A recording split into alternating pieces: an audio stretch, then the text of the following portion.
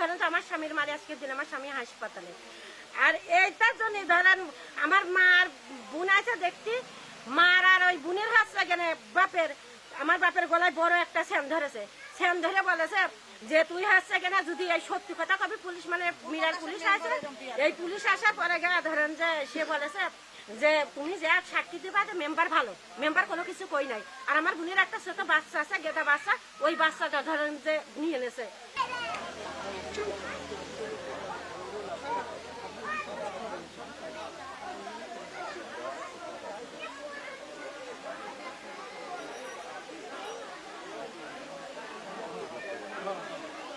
আমি তো এই যে ঢাল সরকে নিয়ে আমি বলে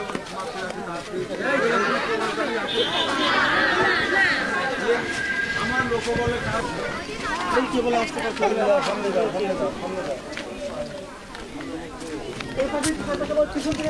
আমার 1 বছর আগে আমার 2 মিয়া সহকারে আমার সহকারে সাইফুল মেম্বার দাঁড় করা থাকে হচ্ছে পলান, মামুন আর হচ্ছে হাবিব, এরা 3 জনা আরো সহযোগিতা সকলে এইরকম সবাই এরকম দাঁড়া ছিল।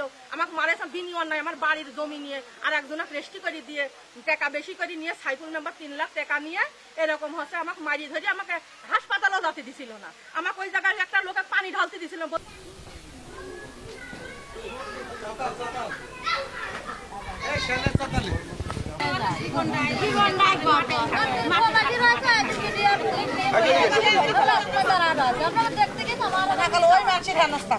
কালকে আমি আইছি আসে মোটামুটি আসি, তারপরে সকালবেলা বাড়ি চলে যাবো। হ্যাঁ, এই বাড়াবো বিদায় এর ভিতরে সাইফুল মেম্বার লোকজন সাথে করে যায় ভাঙচুর মারধর, আমার গলা পাজা কথা বলি শালা তোর এক ফোন করি আলাদা ফোন করে ফেলা যাবো বললেন। অনেকই করে আমার মেয়ে আইসে, সে মেয়ের উপরে তারপরে বাচ্চাটা কাড়িয়ে নেছে। হ্যাঁ, আমার ধাক্কা ধুক্কি মারিয়ে ফেলা ফুলিও লাঠিয়ে গুড়িয়ে বললেন, সে একটা বিঘিসে কাণ্ড, ইয়ার বিচার চাই। আমি আর বেশি কিছু বলতে জানি, এই ওই পাড়ার লোক বহুত বললেন ওই গন্ডিটা ধরি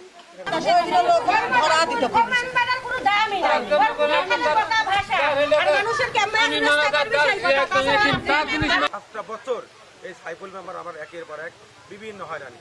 ওই পাশের গ্রামে গ্যাঞ্জাম হয় তা আমার নামে কেস হয়, ওই কুমড়গা গ্যাঞ্জাম হলে আমার নামে কেস হয়। এই সাইফুল মেম্বার আমার নামে একের পর এক কেস দিয়ে বিভিন্ন রকম হয়রানি করে।